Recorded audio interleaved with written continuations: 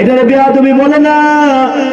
আল্লাহকে গালি দিবা, আল্লাহর নবীরে গালি দিবা, আর তোমারে আমি সম্মান করব, হতেই পারে না। আল্লাহ ইম্পসিবল, অসম্ভব, হতেই পারে না, এটা হতে দেওয়া যায় না। এটার নাম ঈমান। আল্লাহ কোরআনে এটাকে ঈমান বলছে। তাড়াতাড়ি বলো।